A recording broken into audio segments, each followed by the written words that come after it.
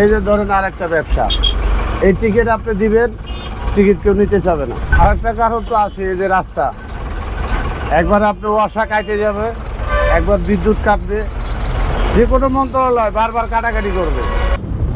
পরিবহন মালিক পক্ষরা যারা কোম্পানি খুলে বসে আছে, এদের পেট মোটা হয়। তারা একটা রোডে 30 থেকে 25 জন লোক রাখে। তারা ওই বিল তো বর্তমানে নাই, তারপরে ওই বিলের টাকা দিতে হয়। তারা এই টাকাটা নেয়, তারা অফিসে পয়সা কোনো আমাদের কোম্পানি 820 টাকা নেয়, তারা এই টাকাটা নিজে খাবে। এই কাগজটার দাম 820 টাকা। এই কাগজটা আমি কেন কিনবো? এই কাগজটা না কিনলে রাস্তায় আমাকে গাড়ি চালাইতে দিবে না। এই কাগজটা আমার কিনে চালাইতে হবে। এই কাগজটার দামই 800 টাকা, 820 টাকা। এই কাগজটা শুধু এই মাত্রায় আর ওই মাত্রায় প্রয়োজন। এই কাগজ ছাড়া আপনি গাড়ি চালাতে দিবে না। এই কাগজ কোম্পানি বিক্রি করে। জ্যাম হলো মূলত এই যে দেখেন প্রাইভেট একটা দাঁড়া রয়েছে, রাস্তায় এমনি চিপা। এই যে রাস্তার পাশে দেখেন দোকান দিয়ে বসে পড়ছে, রাস্তার পাশে অসংখ্য দোকান। এই দোকানগুলো যদি না থাকতো, আমরা এই দোকানের বাইরে চাপায় আমরা যাত্রী নিতে পারতাম। সেক্ষেত্রে জ্যাম অর্ধেকে নেমে যেত, পুরোপুরি না নামলেও অর্ধেকে নেমে যেত। এই যে হাসপাতালের অনুমতি দিচ্ছে অ্যাম্বুলেন্স রাস্তায়, প্রাইভেট রাস্তায় পার্কিং, তাদের ভবন করার আগে এটা সংশ্লিষ্ট কর্তৃপক্ষ দেখবে তাদের গাড়ি রাখার জায়গা আছে কিনা, তারপরে অনুমতি দিবে। গাড়ি রাখার জায়গা নাই, হাসপাতালে অনুমতি দিয়ে পড়ছে। এবং মেইন একটা কারণ, আপনি পেট্রোল পাম্পগুলো অথবা সিএনজি পাম্পগুলো দেখবেন, ঢাকা শহরে প্রায় 80% পেট্রোল পাম্প প্রত্যেকটা মোড়ে মোড়ে পাবেন। পেট্রোল পাম্প মোড়ে মোড়ে হইলে তাহলে সেখানে যদি গাড়িগুলো সিরিয়াল দিতে অবশ্যই জ্বালানি নিতে যাবে, সেই গাড়িগুলো রাখার হয় রাস্তার উপরে, সেক্ষেত্রে আপনার জাম লাগে। আবার আমাদের কারণেও জাম লাগে, যেমন ওই গাড়িটা সোজা করে প্লেস করছে, সমস্যা নেই। আমি একটু বাঁকা করে আমার পিছনে গাড়িটাকে আটকানোর জন্য আমি বাঁকা করে প্লেস করলাম, তখন পিছনে যানজট লাগিয়ে যাবে। সেই যে আমি এখন যাচ্ছি, আমার পিছনে গাড়িটা আইসে পড়লো, আমি হয়তো বা রাস্তায় লেট করছি, পিছনে গাড়িটা আসতে বললো। সহজে পিছনের গাড়ি কেউ ছাড়তে চায় না, এই ক্ষেত্রে পারাপারিটা হয়। আর ছাড়বে যে, ছাড়লেও সমস্যা, যাত্রীরা চিল্লাইবে, কি গাড়ি চালাচ্ছ, তোমার পিছনে গাড়ি চলে গেল। ঠিক আছে, সেক্ষেত্রে যাত্রীদের সমস্যাও আছে, আবার আমাদেরও সমস্যা আছে। আবার এই যে দেখেন স্কুল, মেন রোডের পাশে স্কুল দিয়ে রাখছে, এখান থেকে প্রায় 5টা স্কুল এই এলাকায়। এই স্কুলের প্রাইভেট কারগুলো অর্ধেক রাস্তা দখল করে রাখে। যখন ছুটি হয় তখন মনে করেন আমরাও আসা এখানে যাত্রী উঠাই। এখানে পর্যাপ্ত পার্কিং এরিয়া নাই এবং পার্কিংয়ের ব্যবস্থা নাই, কিন্তু স্কুল কলেজ চলতেছে। পর্যাপ্ত জায়গা না থাকলে একটা জিনিসের অনুমতি দিতে নেই, সে হোক হাসপাতাল হোক কিংবা স্কুল। আবার আমাদের গাড়িগুলো রাতের বেলা রাখার কোনো জায়গা নাই, রাতে রাস্তার উপর পার্কিং করে থুইতে হয়। রাইতে পার্কিং করি রাস্তার ভিতরে, সালের রাস্তার ভিতরে, মনে থাকেও রাস্তার ভিতরে, যাত্রী উঠে রাস্তার ভিতরে। গাড়িগুলো আলাদা কোনো স্ট্যান্ড নাই, আপনি যে কোনো স্ট্যান্ডে যাবেন। যেমন ঢাকা শহরের টার্মিনাল হলো 3টা, গাবতলী, মহাখালী এবং সায়দাবাদ।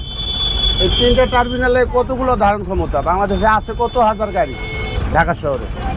আপনার 500 জনের ব্যবস্থা করলেন, আপনার 10,000 লোক আছে, তো বাকি 9,500 গাড়ি কোথায় থাকবে? এটা সরকারেরও ভাবা উচিত এবং মালিক পক্ষেরও ভাবা উচিত।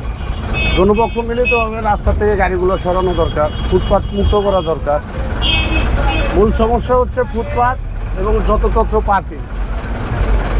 আর একটা কারণ তো আছে, এই যে রাস্তা, একবার আপনি ওয়াসা কাটে যাবে, একবার বিদ্যুৎ কাটবে, যে কোনো মন্ত্রণালয় বারবার কাটাকাটি করবে। এই কাটাকাটি করার কারণে মনে করেন মানুষেরও সমস্যা, আমাদেরও সমস্যা। এগুলো কাটাকাটি করে তারা উন্নয়নের নামে মনে করেন আপনার আমার পকেট কাটতেছে। কারণ এই রাস্তায় আজকে কত বছর ধরে এখানে কাটা, আপনি এই যে ভরাট করে রাখছে আবার কাটবে। প্রত্যেকটা জায়গায় এরকম ভোগান্তি। বর্ষার মৌসুমে এনে মানুষ পাড়া দিয়ে পড়ে যায়, রিক্সা পড়ে যায়, আমাদের গাড়ি ভাঙাচুরের কারণে নষ্ট হচ্ছে বেশি, ড্যামেজ দিতে হয় বেশি। সরকারের দুর্বলতা এই জায়গায়। সরকার বিভিন্ন মন্ত্রণালয়ের সাথে একত্রভাবে এক ক্ষেত্রে এক টাইমে সব মন্ত্রণালয় এক জায়গায় কাজ করবে না। আজকে ওই করে গেছে, কালকে আরেকজন করে যাবে। এই যে ধরেন আর একটা ব্যবসা, এই টিকিট আপনি দিবেন, টিকিট কেউ নিতে চাবে না। আপনি 90% মানুষই টিকিট দেবে না। কারণ নেবে না, কারণ হচ্ছে আপনার টিকিটে ভাড়া বেশি। তারা বলে এটা আমরা বানাইছি, অথচ এটা আমাদের প্রত্যেক দিন 200 টাকা ভাড়া দিতে হয়। ব্যবহার করি আর না করি এটার জন্য 200 টাকা ভাড়া দিতে হয়। এমনি তো জ্বালা যন্ত্রণার অভাব নাই। এই কোম্পানির লোক চুক্তি করে মনে করেন এটা নামাই দিছে আমাদের উপর। এমনি তো দরকার নাই এগুলো, আমার কাগজের টিকিট হলেই হয়, টিকিট ছাপায় কাগজের টিকিট দিয়ে দেবো, আমরা চালামো। তবে এদের ভিতরে সমস্যা আছে, যাত্রীদের বলার কাগজ নয়, আপনি কোথা থেকে কোথা যাচ্ছেন এটা লিখিত আছে, কিন্তু কত কিলো এটা উল্লেখ তাই। যদি এটা উল্লেখ থাকতো তাহলে যাত্রীরা সহজেই নিত। উল্লেখ নাই দেখে সহজে নেয় না। এখানে আমাদের ড্রাইভারদের দায়বদ্ধতা আছে, পুলিশ প্রশাসনেরও দায়বদ্ধতা অবশ্যই আছে। আবার এলাকা ভিত্তিক যে নেতাগুলো আছে, আওয়ামী লীগ বলেন বিএনপি বলেন, এটা যে সরকারই আসুক, সব সরকারের আমলেই সেম। আওয়ামী লীগ খারাপ আমি এটা বলবো না, বিএনপি খারাপ এটা বলবো না, সরকার খারাপ এবং সরকারের লোকজন খারাপ। এলা যেই আসুক, এখানে জাতীয় পার্টি বলেন আওয়ামী লীগ বলেন যেই বলেন, এখানে কারো নাম বলার দরকার নেই। সরকারি পক্ষ যারা থাকে তারা রাস্তায় দোকানপাট বসায়া, গাড়ির অবৈধ স্ট্যান্ড বসায়া, অবৈধ স্ট্যান্ড এই যে আমাদের এই গাড়ির অবৈধ স্ট্যান্ড বসায়া চাঁদাবাজি করে। এই যে আবার ফুটওভার ব্রিজের খাম্বা লাগায় রাখছে, ফুটওভার ব্রিজ বানাইবে, তো পাবলিক ফুটওভার ব্রিজ ব্যবহার করবে না, নিজ দিয়েই যাতায়াত করবে। সরকারের মানে আপনি আমার টাকা, সরকারের তো নিজস্ব কোনো টাকা থাকে না, টাকাগুলো আপনি আমি দিই। এই টাকাগুলো শুধু শুধু ফাও খরচা করে ফুটওভার ব্রিজগুলো বানায়। 5% মানুষও ফুটওভার ব্রিজ ব্যবহার করে না, তারা নিজ দিয়ে পার হয়। পুলিশ দিয়ে যদি বাধ্য করে তাও পার হবে না। এটা আমাদের নিজেদেরই দোষ। পরিবহন লাইনে মনে করেন যে আপনার ওই যে মরহুম আনিসুল হক ঢাকা সিটি কর্পোরেশনের মেয়র ছিল, উনি একটা উদ্যোগ নিয়েছিলেন, এবং ফজলুল তাপস তিনিও একটা উদ্যোগ নিয়েছিলেন, নগর পরিবহন। যাত্রী স্টপেজে দাঁড়ায় থাকবে, গাড়ি আসবে এবং ওই রুটে আর একটা পরিবহন থাকবে না, শুধু একটা পরিবহনই থাকবে। নির্দিষ্ট টাইমে গাড়িগুলো ছেড়ে যাবে, কাউন্টারে টাকা সংগ্রহ করা হবে, আমরা রাত শেষে বেতন পাবো। নির্দিষ্ট একটা বেতন থাকবে। আমাদের দৈনন্দিন জীবনে কত টাকা খরচা হয় মূলত সেই টাকাটা তারা দিবে। তাহলে রেষারেষি পারাপারি কিছুই থাকবে না। তখন আমরা যাব, যাত্রী নিব, চলে যাব, জায়গায় জায়গায় যাত্রী নিব, চলে যাব। কিন্তু এখন আপনার গাড়ি আটকে রাখে হোক, যেমনি হোক, যেভাবে হোক, মানে গাড়ি লাগাই দিয়ে হোক, যেমনি হোক, বন্ধ করে হোক, আমাদের ইনকাম করতেই হবে। খেলা যে দূর যা করা লাগে। এই বলতে কি মানুষ মেরে ফেলবো সেটা না, আবার মানে যত রকম প্রতিবন্ধকতা আমাদের সৃষ্টি করতে হয়, এটা বাধ্য করতে আছে মালিক পক্ষ।